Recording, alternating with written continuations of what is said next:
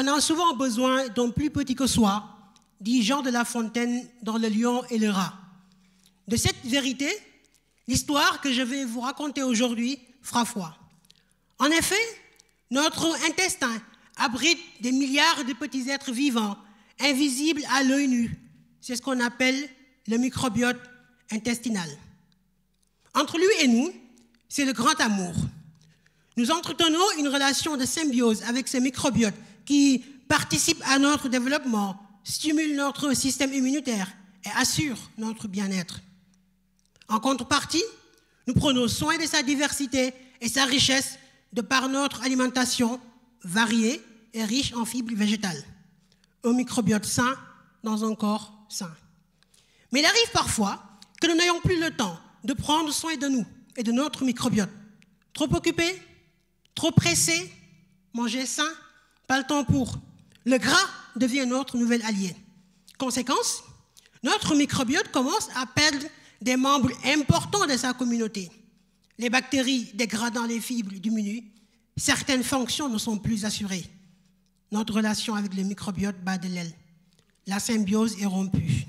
Cela peut se traduire par l'apparition de syndromes métaboliques tels que le diabète de type 2 ou encore l'obésité. Une question se pose alors, comment rétablir la relation avec notre microbiote essentiel à notre santé? Dans l'aventure de ma thèse, comme un chevalier de la table ronde, je pars à la quête du Graal pour répondre à cette question. Armé de courage et de persévérance, je cherche à sélectionner des bactéries pouvant dégrader des fibres complexes que nous retrouvons dans notre alimentation. Par la suite, je m'assure que ma bactérie sélectionnée puisse être utilisée chez l'humain en toute sécurité. Enfin, dans la dernière partie de ma quête, j'utilise des fermenteurs en anaérobie, des appareils pouvant mimer l'environnement de l'intestin. Ainsi, je lance un appel aux dons, pas de sang, mais de matière fécale, réservée aux donneurs obèses, car c'est leur microbiote que je cultive dans nos fermenteurs. Utilisant des outils expérimentaux et bioinformatiques, j'analyse la composition et la diversité du microbiote après ajout de la souche sélectionnée et la compare à la culture sans cette souche. Heureux qui, comme le microbiote, a vu l'apparition d'espèces bactériennes associées à une bonne santé, et ce, grâce à l'ajout de la souche sélectionnée.